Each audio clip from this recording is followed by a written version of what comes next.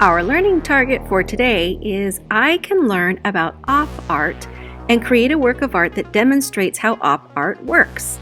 I'll know I've succeeded when I've created a woven work of art that has movement or creates an illusion of movement.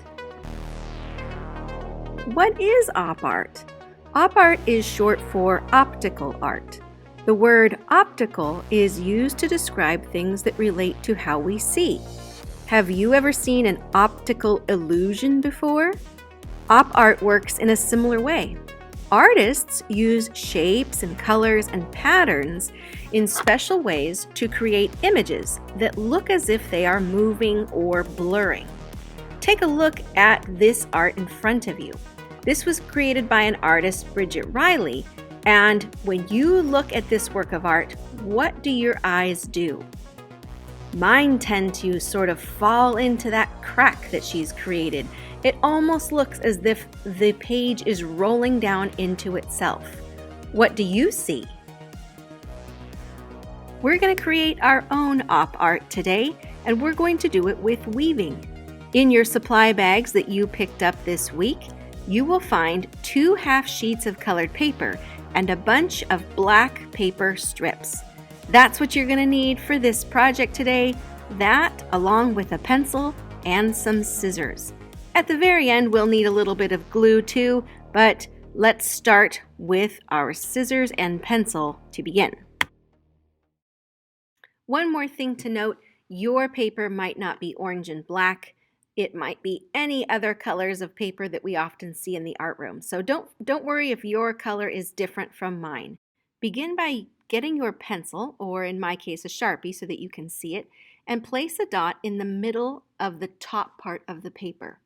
From there, you are going to create lines that wiggle down to the sides and the bottom of your paper. You can see what I'm doing here. I start all of them on that dot, and I slightly wiggle the lines off to the sides of the paper. Notice I have 2 that go to the sides and 2 that go to the bottom. It doesn't matter how many you have, but you don't want to make it too hard on yourself. Next, you are going to fold over your paper, the top part that you've just put the dot on, and you want to make it maybe 2 fingers wide. As you can see, I'm creasing it really well so that I can see a line. That is the stopping line. You don't want to cut past that line. So notice I have my scissors and I've just pointed out that I'm going to stop at that line.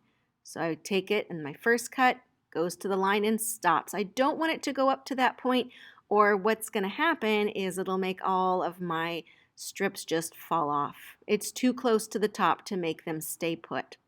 So we're going to stop at the line. You want to cut your wavy curly lines as close to the way you drew them as possible. Once your lines are cut, and again I've stopped at the line that I folded, I now have a bunch of pieces that are all a bit loose. I need to grab now the black strips of paper. You'll probably notice that the black strips of paper are different widths. They're not all the same. That's part of the illusion that we're creating. Start with the smaller of the strips. I've got one that's really tiny here, and I'm going to start with that one. I'm going to be weaving this paper. Now, we just finished weaving llamas, which were over, under, over, under. It's the same thing with paper. To make this a little bit easier, notice how I folded up every other strip of paper. So I folded up the 1st, the 3rd, the 5th, and the 7th. Once I've laid the paper down, I simply have to lay the strips of paper down on top. Now here you can see I've woven my first piece. I want to do the opposite for the next piece. So now I'm going to fold up the 2nd, the 4th, and the 6th piece of paper. I'm going to find the next smallest black strip of paper and lay it down. You do not have to fold up the papers like I'm doing here. I'm just doing it so that it shows up better on video and gives you a better view of the weaving. As you can see, it makes a big difference for our illusion if I have the smaller pieces up top. I didn't have too many that were really, really thin, but in the end, it didn't matter. Just try to put your thinner strips up top and move down to the thickest at the bottom. This is a weaving project, so we're going to be going over, under. Do the best you can. It's a little bit tricky with the wavy pieces of paper, but that's how we're making our illusion. Our op art will start coming together with every strip that you weave in. I'm going to speed up the video just a little bit, but take your time with this process. Let your fingers really work those strips of paper so that they start to create a woven illusion right before your eyes.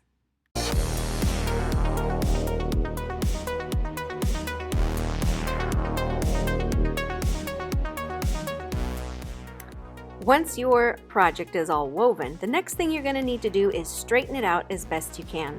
I always find that I have to shift the paper just a little bit to make it all tight again. And because we have odd shapes, it's going to be a little bit trickier. But just be patient with yourself and work the paper so that you can see the illusion it has created. The next thing you're going to need is the second half sheet of paper and some glue. A glue stick or a bottle of glue is going to work fine. Any kind of glue will work. You could even tape it if you don't have any glue at home. You'll notice that I am putting glue around the entire outside edge of my project. I'm going to put a little bit on the inside too, kind of an X marks the spot, maybe a few extra lines. But just like in the art room, a little bit of glue is all you need. Just a drop, not a lot.